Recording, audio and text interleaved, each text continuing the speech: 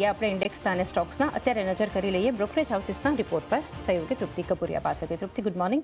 શું અપડેટ આવતી દેખાઈ રહી છે બ્રોકરેજ હાઉસીસ તરફથી? ગુડ મોર્નિંગ ચાંદની. આપણે જોયું હતું કે આની પહેલાં પણ આઈટી સેક્ટર્સ પર આપણે બ્રોકરેજ રિપોર્ટ થોડા નેગેટિવ આવતા જોવા મળ્યા છે અને આજે ફરી આપણને CLSA ફરી તેમને એક નેગેટિવ રિપોર્ટ જાહેર કર્યા છે.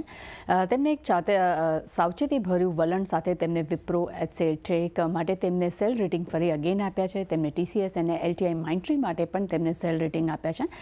તેમના મતે આઈટી સર્વિસની ઓર્ડર બુક્સમાં હવે ઘટાડો આવી શકે છે. તે સાથે તેમનું એ પણ કહેવું છે કે ઓરેકલ્સ અને ચીપ મેન્યુફેક્ચરિંગ કંપનીઓના પરિણામ પણ ખરાબ જાહેર થયા છે. તેનું ઇમ્પેક્ટ પણ જોવા મળશે આવનારા સમયમાં.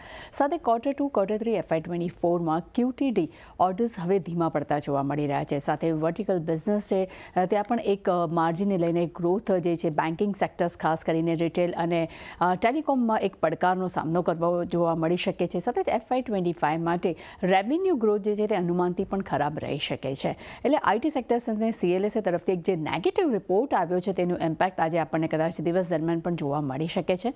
અને સેકન્ડ વાત કરીશું એક્સિસ બેંક પર. નોમુરાનો મત જાણવીએ. તેમને અહીંયા ખરીદારીની સલાહ આપી છે. લક્ષ્યાંક તેમને ₹1250 પ્રતિ શેર આપ્યા છે. તેમના મતે ડિપોઝિટ મોબિલાઇઝેશન છે તે એક પડકાર રહી શકે છે, પરંતુ સામે બેંક્સને ફ્રેન્ચાઇઝીમાં રોકાણ કરવા માટે પણ મંજૂરી મળી ગઈ છે. અને FY24-26 માટે CAGR 15% અને ડિપોઝિટ લોન CAGR જે છે તે 15.5% રહેવાના અનુમાન બનાવી રહ્યા છે. સામે તેમને ક્રેડિટ ગ્રોથ જે છે તે 400 થી 600 બેસિસ પોઈન્ટ વધવાના પણ તેઓ અનુમાન આપી રહ્યા છે. એટલે બંને બ્રોકરેજ રિપોર્ટ જે આવ્યા છે ખાસ કરીને એક સેક્ટર્સ અને એક્સિસ બેંકને લઈને આપણને એક જે રિપોર્ટ આવ્યા છે તેનું ઇમ્પેક્ટ આજે આપણને દિવસ દરમિયાન જોવા મળી શકે છે.